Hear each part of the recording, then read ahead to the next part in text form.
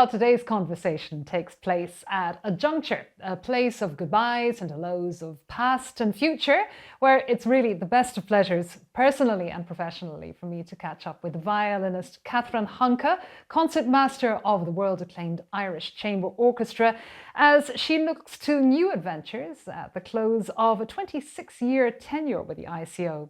A renowned soloist, chamber musician and recording artist, Katherine's artistry has left an indelible mark on audiences and colleagues alike, and a new chapter of life in music awaits. So, Katherine, thank you for coming on board today. I'm sure it's a very busy time. Oh, thank you so much, Liz. That was such a beautiful introduction. I think I'm going to cry.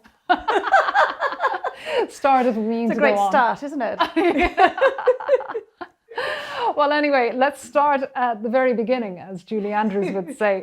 Those very early days prior to the ICO, your career followed a top-tier trajectory, a membership of the famed Academy of St. Martin in the Fields. You were guest leader of a roll call of top British and international orchestras, in addition to your own solo performance. So, from these big city engagements, you arrive at a new home and career in the Midwest of Ireland with this compact ensemble of players. So can you recall, what was the adjustment like? What were your early impressions? My impressions were that I felt a very strong pull to be a part of this, because I suppose I've always wanted to avoid cynicism, and cynicism, unfortunately, is quite rife in our profession. I think it's actually a way of coping.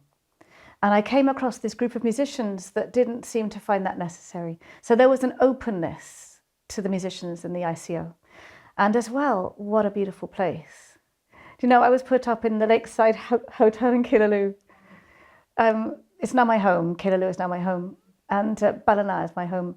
And I just couldn't believe my luck. So I just wanted to be a part of it. A real holistic engagement.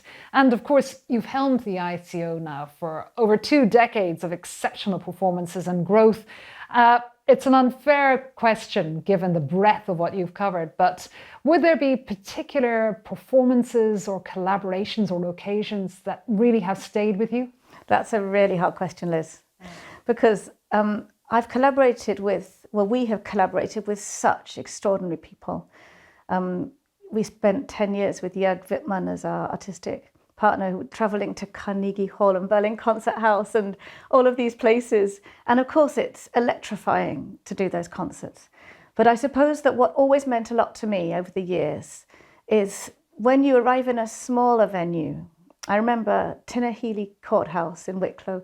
We did Magic of the Movies with Dermot Dunn, and everyone turned out. Because when you go to those venues, these communities don't always have music every week or whatever, the same as the big cities. So everybody comes. So even the dogs, children, babies, every generation. And that feeling of really, we're soul infusers. That's our job. We're there to make people's lives better. And I suppose I've really felt that we've done that in those cases the most. It's so funny because when I was reflecting on our conversation to be and reading over past interviews with you, it always has struck me that music isn't a possession to be hoarded, but it's rather a gift. It only comes alive in the performance and the giving. And that really seems to be your ethos and that of the Irish Chamber Orchestra. Does that chime with you? Yes, it really does. And you know, our job is to entertain for sure, and to reach people. And you know, Gabor Takacs would say that the part of the audience we need to reach is the same part as when you were 5 and you wanted a bedtime story. You know, these people have usually worked all day. You're usually tired when you go to a concert, aren't you? And you sit in your seat and half of you doesn't want to be there. And you need to be fed. And that is our job. And the ICO has always gone on stage pleased to be on stage, happy to be there. And you know, one of the things I'm going to miss the most is the atmosphere right before we go on. Because, my God, we have a laugh. Every time before we're about to go on stage, the jokes that are being cracked. It's only the fiddles on my side of the stage, usually. But so we always go on laughing. That is lovely. It's so important. The audience do not want to see miserable people. We do not pay to see miserable people. Well, I don't. Well, absolutely. There's getting back to those early days, there's this wonderful phrase, if I knew then what I know now. If there was perhaps one word of advice or a nudge that you could give to your younger self back then, what might it be? God, it would be to be myself, because it's a cliche, isn't it? But as a young woman coming into the job, I came from an atmosphere in London where most leaders weren't women. And as a young woman, as a girl, I used to go and watch concerts, and my dream was to be the first woman leader in London in an orchestra. And other people got there before me, thank goodness. But I always saw that those women somehow had to behave like men. And I would say to my younger self, your femininity is your strongest quality. That's what I'd say. That is a very pertinent point in terms of music today, just as much as back then. Yeah, yes. Absolutely. Well, it's a hard one to define, but what would you say has kept you inspired with the orchestra over the past 2 decades? What would be that particular magic formula? Does it relate to the feeling of collegiality and enjoyment that you were mentioning? Yes, certainly that. And I've always felt in this job, I've always been growing. I suppose I believe as an artist, if you want, the reason that I play is because I want to grow through my playing the violin. And what a way to grow. And so always in my job, I've had an opportunity to be challenged in so many different ways. So there's so many bits to the job. And so obviously I have to stay playing the violin well in order to be able to inspire my colleagues, hopefully. I also need to stay connected and keep that connectivity in the group. And I also need to have a really good connection with whoever might come in and conduct or direct. And then there's the people that run the Irish Chamber Orchestra, incredible group of people. That's important that I stay connected to them. So there's so many parts to this. Some of it is to do with people, some of it is to do with music. A lot of it is just being in your practice room, making sure you're up to it. And that has kept me on my toes. I can imagine.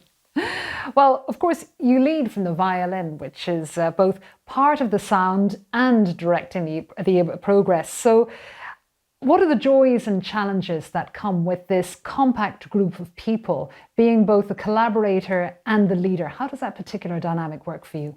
Yeah, it is complicated. I won't pretend it's always plain sailing.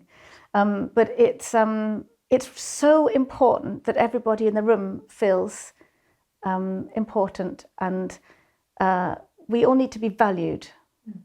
And in such a small group, it's vital. I'd actually say it's important in a symphony orchestra as well. In a chamber orchestra, everybody is heard.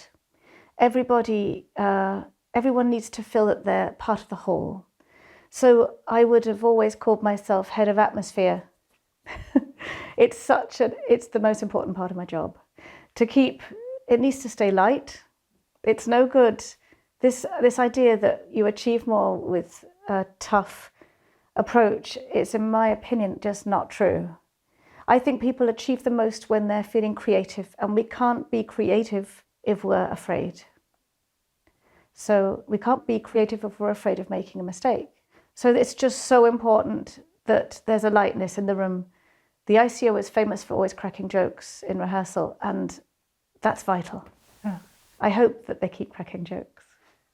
I'm sure they will. Well, getting back to the subject of the collaborations with the great names of today that you and the ICO have pursued over the years, I'm thinking of Pekka Kuusis to Jörg Widmann, of course, Gabor Takas, Thomas Zehetmeier, the renowned conductor and violinist, and now, of course, incoming artistic partner with the ICO, Henning Kragerud.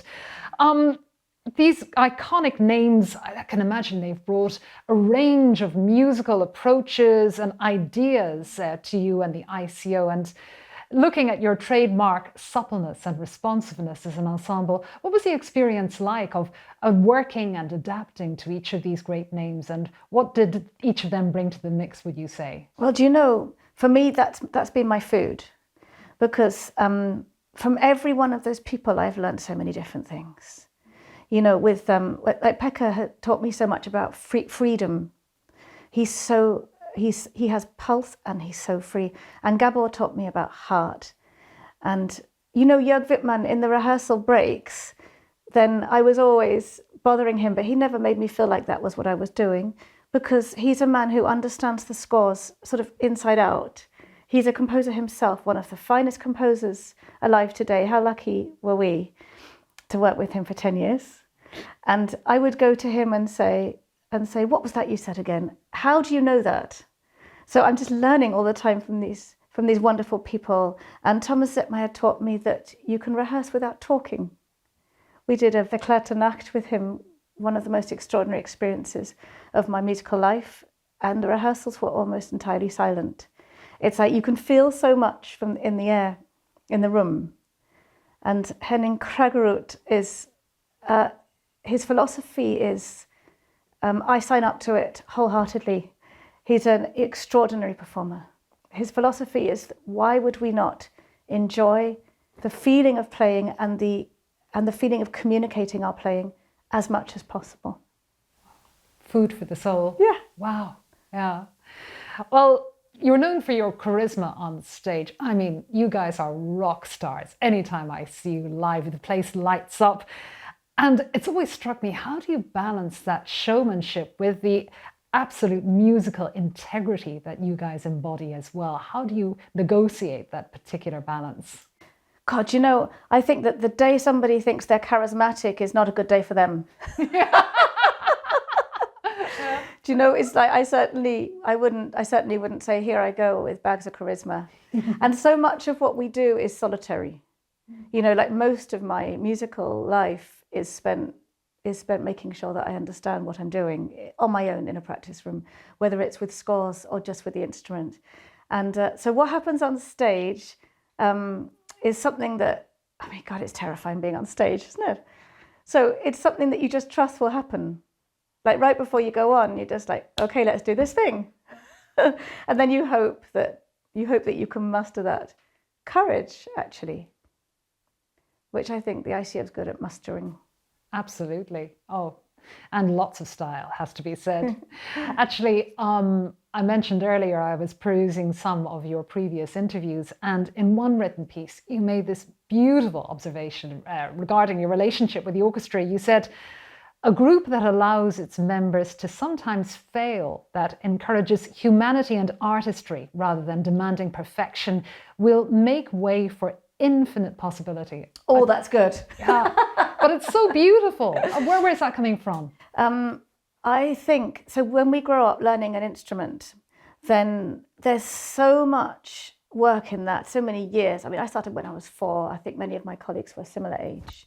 And so from that young age, it's so often about perfection. And it's so often about achieving the right thing, the right rhythm, the right notes. And I hear this all around me all the time. It's just so unhelpful. And so when we're adults, we have all of that in us. We have all of that upbringing of teachers, well-meaning teachers and parents that said, well, that was out of tune and that was rushing and all the rest of it. And then we have to get up on stage and do it to the best of our abilities and hopefully bring in some money to feed the family. And it only works if we're allowed to fail. Because as soon as we're not allowed to make a mistake, on stage as well, I mean, everybody does, everyone makes mistakes. I need everyone to know this, Liz. We get very good at covering them up, but everybody's making mistakes on stage. It doesn't matter one bit. But as soon as you get into the mindset of I mustn't mess up, then you're not going to produce anything that's interesting, really. But when we get into our flow, and that's the time when nothing is going to go wrong because you're not worried about that. It's when it doesn't matter if we do go wrong, if that makes sense. Utterly. It's so important to be allowed to go wrong. And I would be a big believer in pushing yourself to those limits. And maybe you drop your bow, or I've dropped my bow so many times. Or a good one is the bow flies over to the other side of the bridge and makes a rasping sound. And if I'm with whoever I'm with in the ICO, we'll always laugh. We'll always have a good laugh about that. And that is such an important allowance. Utterly. It really is, because I always think of the deadening thrall of perfection, the way it's so limited, so Yes. truncated. Yeah. And so boring. And I always say to my students, like, would you rather I do them the perfect version they've just delivered me? Would you prefer that or this version that speaks to you that might go a little off-piste? And they always choose the slightly off-piste version. It's being human. Yeah. Exactly. Well, let's get on to your incredible work in education and in imparting your music to others, because the Irish Chamber Orchestra's education programme through ICO schools, ICO youth, and most lately ICO Teach, they've reached so many young lives since 2008. So as someone who's at the heart of the orchestra, what would these programs have meant to you personally? And also in the wider context, what role do you feel that music education should play for young musicians today? Yeah, this is a big one for me, Liz. I'm a huge believer in helping young people to be able to play music. It gives them a voice. And the work that happens in all the programs that I've been involved with over the years, you're changing lives. And so I'm going to spend a good chunk of the rest of my days making sure that these things continue. And I'm artistic director of Concorda, which was given to me by Hugh Maguire, the wonderful Hugh Maguire, who founded the Youth Orchestra, and he founded Concorda, and he said to me before he died, "You'll carry this work on, won't you, Hunka?" And I said, "I sure will." You literally change people's course with these things. And I also have a wonderful class of students in Cork, MTU, Cork School of Music, which is just a sheer joy. And it's a group of people who will all go on to become violinists. I mean, what an amazing thing. But it's not necessary to go on to do music. You can just have a go, and it will change something in you. I remember my own days long ago teaching. I found my own best performance seemed to be when I was teaching someone else. The two seemed to go together symbiotically. That's really interesting. Was that when you went to demonstrate, when you go to demonstrate? Exactly, yeah. Just in a class. I sang my very best when I was showing a phrase or explaining how beautiful something was or how it was rooted in the body, and it just seemed to flow. I can relate to that, Yeah. Again, music is sort of coming into life when it's a gift. Well, getting on to your recording career as well has to be mentioned, because you've had fantastic collaborations with the ICO there. Listening back to them now, Katherine Hunka and the Irish Chamber Orchestra, your recording of Piazzolla's Four Seasons. What are your memories and what do you take from that experience? Oh, goodness. Well, I can't listen to my own solo recordings. It's just, it's just too hard. I will find 10 things wrong with it. Although I have had the experience of having the radio one and driving along and thinking something was quite nice. But as soon as I know it's me, I don't like it anymore. But those recordings with Jörg of Mendelssohn's symphonies, and we recorded Jörg's 180 beats. Those I can listen to and just say, we did good. Yeah. What a pleasure to have that, to have those things. But of course, I love the fact that I recorded the Piazzolla with the ICO, because that is a piece of music that's so close to my heart. It's visceral. It's just like an outpouring of everything. And that album was actually released during lockdown. So it was kind of a strange release. It was released at a time when none of us knew if we'd ever do another concert, which seems strange now, but that's how it was. Yeah, kind of apocalyptic. Yeah, it was, yeah. So it's part of a time, and of course I'm proud that I did that. I'm so glad that I did that recording with the ICO. Maybe I'll listen to it in another 20 years. Well, one of the things I have always admired, one of the many things I've admired about you as an artist, is the breadth of repertoire that you embrace. You go from pure classical to sultry tango in the Piazzolla to Middle European folk, your fantastic collaboration with Dermot Dunn and Malachi Robinson in the Far Flung Trio. You seem to have this ease traversing between genres and for want of a better term, a lack of self-consciousness, if you like, in this wonderful sweep. What would be your thoughts on this, on your take on repertoire? Do you know, I grew up listening to everything. So my granny knew all the Fred Astaire songs. So I grew up with all those classic jazz standards, if you like, and her singing with a martini in her hand. Love your gran. So funny.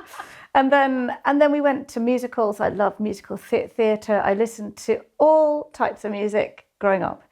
I say all types, many types. And so for me, it's more difficult to imagine a life where I can't traverse those so-called boxes and being put in a box. You know, I'm a classical artist. I also can do lots of other things. To be put in one of those is so stifling. I can't tell you. So I would say, what a shame if we have to be stuck with one. And shameless plug, Far Flung's next album coming out on August the 15th. Ooh. Yes. Oh, I'd love a copy of that. Yeah, that's right. I'll be handing it to you, don't worry, Liz. Excellent. Nice. I'm in the know. Gosh. Speaking of boxes, we were actually chatting before the beginning of this interview, and this decision of yours to sort of draw a line on your fabulous association with the Irish Chamber Orchestra and to go in a new direction. I find with myself at this juncture in my own life, it's a sense of looking and seeing the journey thus far and what's to come. And might that be something that's kind of influencing your decision to part with the ICO, and what might the future look like for you? I'd be a big believer in knowing when it's time. And I've been here for 26 years and it's someone else's go. And there's so many things I want to do, Liz. Do you know, I have 1,000 tunes in my head. I've started composing my own music and I have 1,000 tunes in my head. And if I don't get to write those down soon, it's going to be very frustrating for me. And you know, God, I've loved my time here, but I often have to say no to things that would maybe interest me, other projects or whatever. So it's time to say yes to those. And my class in Cork is something I want to devote a little bit more time to down the road. I believe I can help young violinists and old violinists, but they all happen to be in their 20s. But I believe I can help young musicians. So there's so much to do, and now's the time to do it. And of course, it's not an easy decision at all to step away from something. I love the ICO. I'll always be their greatest fan. You'll see me in the audience. I'll be the one giving the first standing ovation. But it's really important to know when it's time to move on. And so many new adventures to have. Yeah. Well, looking to the ICO, and of course they'll be welcoming a new leader to the orchestra. For this leader, him or her, would you have a word of advice? Would there be something you'd say to them? Oh, I give them a massive hug and say, have a ball. Oh, yeah. That sounds wonderful, my goodness. Yeah. And to the audiences of the ICO, these people who have come together and have celebrated music with you and have been enriched by your works too, what would your relationship with them be like? What would your message to them, do you think, be like? God, that's one of the hardest things, you know, particularly the Limerick audience. And it's one of the reasons I wanted to do an interview, is because thank you. You know, thank you for showing up again and again and again, for the support. Like, you know, I hope to see them in the audience. I'll be chatting to them from the audience from now on, and fully intend to go to concerts. And but what a beautiful community we have in UL, in particular, our home audience. And so I would thank them from the bottom of my heart. Absolutely, goodness. And your own legacy at this juncture, obviously. You have many more chapters to go in your career in music and in life. But if you had to sum up your own legacy of the past 26 years with the Irish Chamber Orchestra, difficult to put it in a sentence, but would you have a few thoughts on that? Do you mean what others would think of what I'd done? Yes. Or what I would think of my legacy is what others would think, I suppose. Yes, I guess so. I hope people would say that I cared, and that we had a lot of fun. no finer legacy than that, I think. Gosh. Well, Katherine, I so look forward to see and hear your new achievements and adventures in music over the coming years. And on behalf of the Irish Chamber Orchestra of music lovers everywhere in Ireland, thank you so much for all that you've given us over the past years. Thank you, Liz. No, as an artist and as a human being, Katherine, what you have brought to us all has been so extraordinary. And please, please stay with us and play music with us. And I promise I will. Thank you so much. And it was wonderful to chat to you today. You too. Thank you.